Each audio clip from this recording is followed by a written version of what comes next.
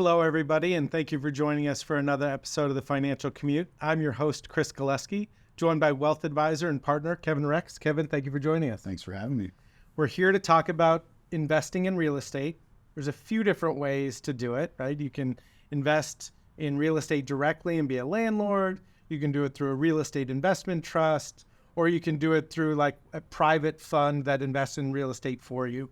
So we're going to talk a little bit about the different ways people can invest in real estate. We're mainly going to focus on the pros and cons of investing in real estate through either a real estate investment trust or a private fund, because those are more passive ways to invest in real estate. Being a landlord is not as passive as people may think. And then we'll talk a little bit about why structure matters and recap it for people. So let's start out by talking about the three different ways to invest in real estate. Tell us about being a landlord. Yeah, I definitely have a more biased opinion, having owned a rental property for some time. I got into it, like probably many people, thinking, oh, passive income. You own the property and rent checks just come in. That's how It's not that way. It is not that way at all. It is late night phone calls. It's issues with the roof. You think about owning your own home, all of the issues that you deal with as a homeowner, now multiply it by multiple units if you have a multi-unit property. Yeah. So it's not passive. I don't want to deter people from looking at it as an option, because we believe strongly in owning real estate. I think real estate is an incredible asset class, and I'm excited to talk about some of the other structures. So if you're not a landlord, the more passive way would be a real estate investment trust, or what people hear of as REITs. Yeah. And so that is a publicly traded equity that you're able to put money into, and you are completely passive. You're at the mercy, and we'll talk through some of the pros and cons of that structure. Right. And then the way that we typically access it here, which is one of my most favorite ways, is through a private partnership or a private fund. And it's, think of like a REIT being, you put your money in and the manager just kind of runs with it, versus the privately held fund. There is a more strict mandate and understanding of what that manager is trying to do. Yeah. And the structures are different. And so one of the pros about each one of them is you're getting exposure to an asset class that people get excited about. Yeah. And that's real estate, because not only is there a potential for income, but also appreciation as well. And that's the beauty about real estate, at least in Southern California. We can speak to getting the best of both worlds. Yeah. So let's talk a little bit about the pros and cons of real estate investment trust versus private funds. Yeah, when you think of a REIT, what's funny, and you and I were joking about this, the things I love about investing in a REIT are also the things that scare me, and that I'm like, whoa, wait a second. And those things would be, there's liquidity. Yeah. So you can get in and out of a REIT daily. Yeah. And for a lot of investors, that's great, because owning your own property, it's illiquid. So you put money in, you can't touch it. But within a real estate investment trust, you can. It's just like a stock or a mutual fund. I can click a couple buttons and invest money into that asset class, and I can click a few buttons and take my money out of that asset class. Exactly. There's no real minimum, so you don't need to have a $200,000 down payment or $50,000. You can go in at a very approval from a bank. None of that. So you can get access to real estate really easily. Yeah. The downside to that is everyone else that's invested can get in and out daily. Well, the underlying asset's still real estate, so it's still an illiquid asset, and there's a lot of liquidity, there's a lot of income and money flowing around, but you start to get a little bit of a pause of, okay, what if everybody starts selling in a bad environment and the underlying asset isn't liquid? What's going to happen? So that illiquidity is a great thing, and it's also a tough thing to be thinking through. One thing that's nice about real estate investment trust that you talked about was instant exposure to real estate, but it might not be what you are thinking about or imagining. You might own certain sectors of the real estate market that you're not all that excited about, whether it be hospitality or commercial or multifamily. It could be a number of different types of real estate, and then they're also forced to pay out a certain percentage of their earnings in the form of a dividend. I believe it's 90%, right? So it's more of an income tool, something that's getting you exposure to an asset class that's producing income, but it's subject to what happens with interest rates, and there can be volatility there. Again, there's the things that we do like about it with quick, easy access is also some of the pain points that we have too. Yeah, because it's a stock, it is going to be exposed to just even the flows of the market. Maybe real estate's doing fine, but there's panic in the economy. Interest rate sensitivity is a big one. And you touched on it, but a pro, you could put money in and your money's getting put to work right away. So these managers are required to put that capital into real estate. But the downside is they're putting money to work right away, no matter what the environment's like or no matter what their opportunities are. So they don't really get to be strategic about deploying or removing capital from the real estate market. It's kind of at the whims of investors either putting capital in or taking capital out. So then let's talk a little bit about the private fund structure. So you're going to invest with a manager that specializes in investing in real estate. It's going to be a fund that you have to sign subdocs or a limited partnership agreement to. And this group's going to try to raise money, let's say $100 to $200 million. Let's talk a little bit about the pros and cons of that structure. Yeah, so comparing it to a REIT structure, you're going to commit a certain amount. The minimums are typically around 100,000. I know some funds can take a little bit less, so a little bit of a larger commitment or barrier of entry. Okay. You typically have a little bit more control over the type of investment. So as you mentioned, the manager is going to say, all right, this fund is investing in multifamily or industrial or self-storage. And so you know what the guidance or what the goals are of the fund. So that's nice. What else is really great is those managers almost always have some level of their own net worth tied up in that fund. So $100 million fund, they might have, 1 to 5% of their own capital invested in that fund. This makes a big difference. I mean, if you're raising $100 million and you have $5 million of your own money in it, you might make different decisions. We know that is just it's different managing someone's money versus having your own money. It does change things. But then how about deploying it in terms of putting money to work? They raise $100 million. What does that look like? Yeah. And again, comparing it to REITs that get put to work right away, the downside is this might not get put to work right away. You might wait a year or 2 years for opportunities for them to call your capital. So it's that capital call structure. They find a property they want to buy and they say, we're going to call 10% of everyone's commitment. So if you committed 100,000, they're going to call 10,000 and that money's going to get put to work. The positive to that is they don't have to put money to work right away. They are going to wait and be strategic. So like the REIT that just gets deployed immediately, you have to be potentially more patient, but we believe that you're going to get better opportunities because they're going to deploy capital in the right opportunities at the right time. A lot of people do view real estate as a passive way to invest. Obviously, if you're going to be a landlord, it is not passive at all. In fact, a lot of the ways that we look at investing in real estate, in order to do it right, you're not being passive, right? They're doing things like value add real estate. They're buying a property that already exists. They're finding ways to make improvements, add value to it, increase rents and net operating income to increase the valuation of the property. And so it is a very labor intensive process in order to invest in real estate the way that we think it's proper to invest. Yeah, exactly. But also it takes time. Like you can't just flip a switch and all of a sudden say, hey, how's my real estate investment doing? It takes time to find the right property, to make the right improvements, to get the right financing, to increase the rents, so on and so forth. I mean, it's a several year process. So, when you're working with a private fund, they might have a 3 or 4 year window to find and acquire new properties, to be patient, to look for opportunities.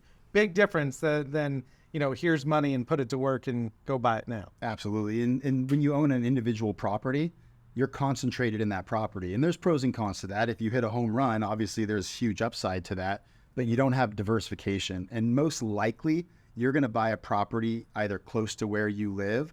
If not, you're managing from afar. And within a fund, you have anywhere from 2, 10, 15 different properties diversified in different geographical regions, can be different sectors of real estate depending on the fund. So you are allowing that expert to do what they do best, is to understand different segments of the real estate market, understand different geographical regions.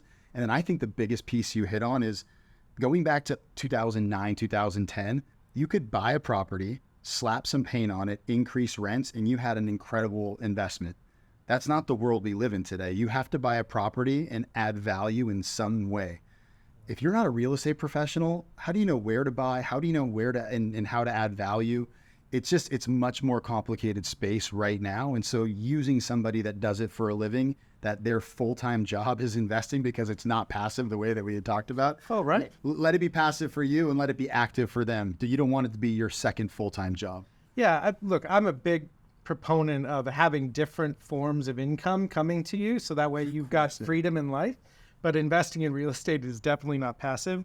We talked a little bit about why structure matters when you're investing or buying properties, right? At the forefront of making that investment. When you're in a real estate investment trust, your money gets put to work really quickly. If you're in a private fund, it might take a while, but that manager is able to be patient, do the proper due diligence, and find the right opportunities. Let's talk a little bit about why structure matters on the way out as you're exiting. Yeah, the liquidity terms are a big deal. And so starting with owning your own property, if you want to access capital from that property, you're either refinancing and pulling money out, going through a bank, which right now can take 3, 6, 9 months, or you're selling that property. There's no real quick way. Now, you can put a HELOC on it and access capital, but interest rates are pretty high. Yeah. So you're pretty limited. Money out of a REIT, we talked a little bit about it, is you just click a button and your money's coming back to you, right, which is a great thing if you're the one wanting liquidity. But in very challenging environments, if everybody's clicking a button at the same time and the value of that fund is falling, who knows what the value is going to be when you're exiting.